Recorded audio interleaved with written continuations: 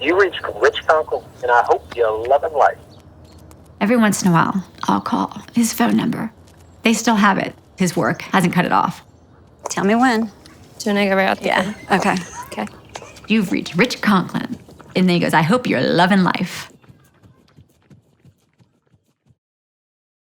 I've lived in this house for, about 24 years, and I love it here. And I'll mark off everyone who's already been picked up from the team list. Okay. I am the executive director of Hitting Cancer Below the Belt, which is a colorectal cancer prevention organization. And I've been doing that ever since I lost my husband back in 2011. Good morning, everyone. Thank you so much for being here. We have over 600 participants this year, which is just incredible. One team has over 160 team members because their loved one and family friend just was diagnosed at a very young age. Very similar to Rich's story, actually. It was in September of 2009. He had like a stitch he couldn't stretch out in his side, and it was really bothering him. The doctor must have noticed that something wasn't quite right, and within 2 weeks, he had scheduled a colonoscopy. We learned later on, when more of the diagnosis came back, that it was stage 4, and that side stitch was actually 9 tumors on his liver. Family was everything, and we did everything together. Everything was for them. He was on the road 24/7. As soon as his job would end, he'd swing back home and pick us up to take us, whether it was to soccer, swimming, basketball. He was very compassionate, but he was always about the little things. Fabulous father, awesome husband. He loved to coach. Every year I get messages on the anniversary, of friends thinking about him, saying that he's the best coach they ever had. It was hard, but it's amazing to see the impact that he had on the people around him in his time. And I've always said, and I will say this for the rest of my life, I would rather have 17 years with my dad and the relationship that I had with my dad than a lifetime with anyone else. I wouldn't trade it for a single thing.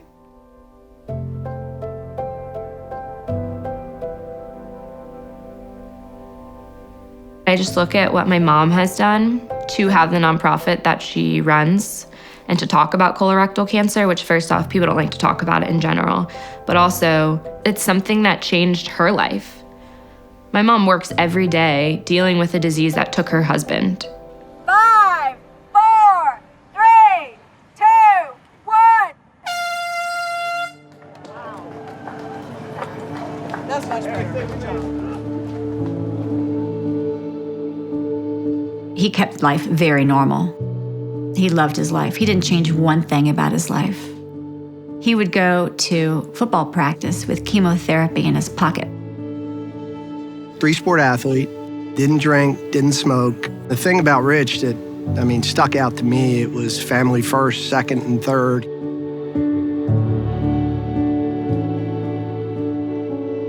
The hardest part wasn't when he was gone. It was, the 23 months prior.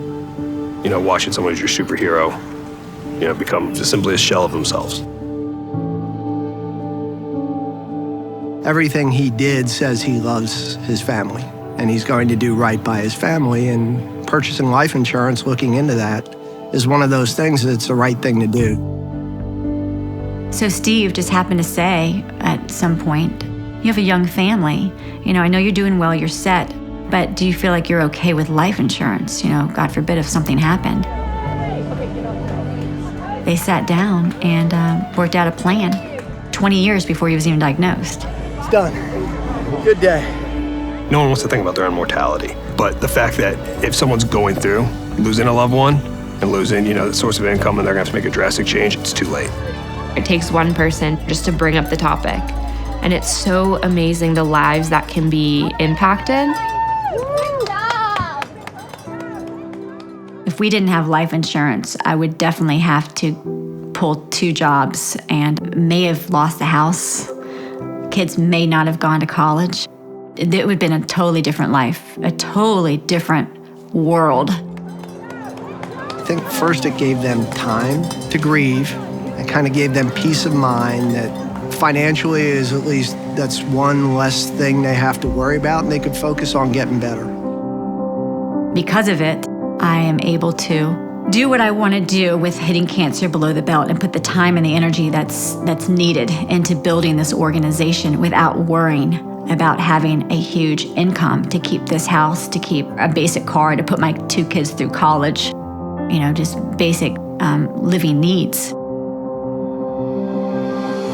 Hearing Steve make that comment was really the first time that I understood everything that it's allowed us to do and allow my mom to be able to devote her life to fighting this or to spreading awareness. So hopefully other people don't have to go through what our family did. I would be sick to my stomach if I wasn't doing it. When you're supposed to be doing something. This is it.